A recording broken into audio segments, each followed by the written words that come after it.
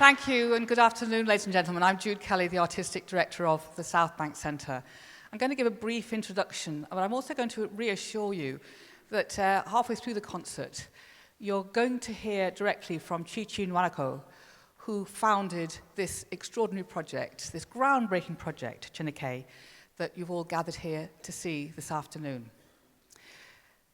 At Southbank Centre, we believe that the arts should be for everyone. And it's something which is easy to think and hard to do. And the greatest art should belong to the greatest number of people. And through conscious or unconscious bias, we know that that's not the case yet. But Africa Utopia, the festival that we're doing this weekend that we founded 3 years ago with Baba Mal, we founded it because we believe that the continent of Africa is one of the great inspirations throughout history and for our future, and that we need to find as many ways as possible of learning and being inspired by what's gone before and what is to come.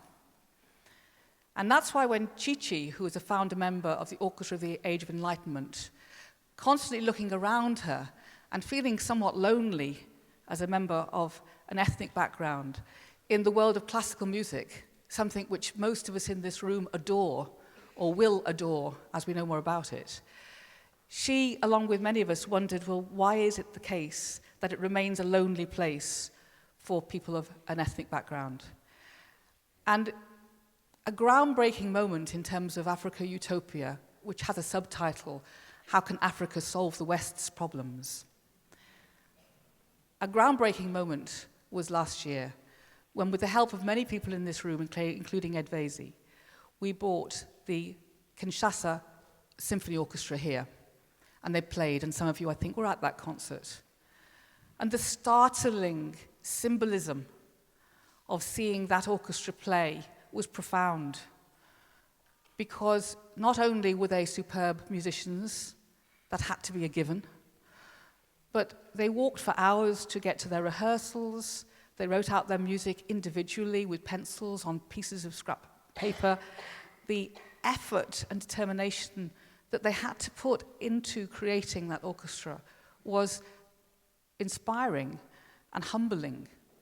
And I know, because she's told me this, that this was the trigger for Chi-chi to say, actually, how could it be that that orchestra could come into being with all the travesties and difficulties that had to be fought, and we can't prevail upon ourselves to do the same in this country.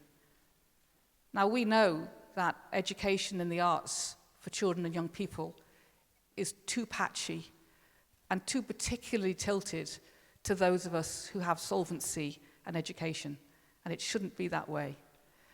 But we also know that unless children see as role models in front of them images of leadership, images of success, and images of the unusual, it's hard for them to say, well, I think I'll do that.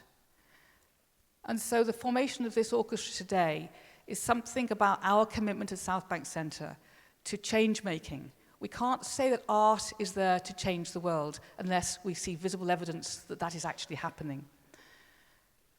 When we finish tonight's performance, the result of the hard work of Chi-chi, the incredible support from the OAE, everything that we've tried to do at Southbank Centre over this year to bring it into being, we hope that the result will be that this orchestra will endure.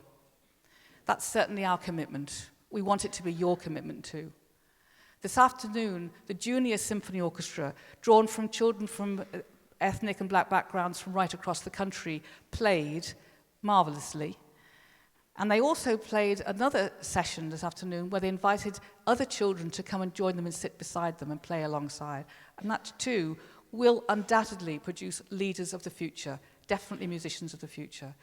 So the whole thing is something which has come into being because people had faith in the future. You know, there's no art that comes into being that starts with logic.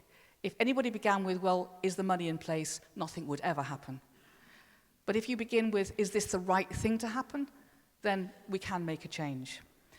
Now, I want to just say that Chi-chi has always said to me, I'm a musician and music is music. And that is true. But if music belongs to some and not all, or it belongs in a particular way to some and not to others, then music itself becomes infected with hierarchies and ideas which should never belong to art. And I think that is why she would like me to tell you that she named Chineke from an Igbo word, creator of everything good. There is nothing cynical, there is nothing about this moment which is to do with correctness.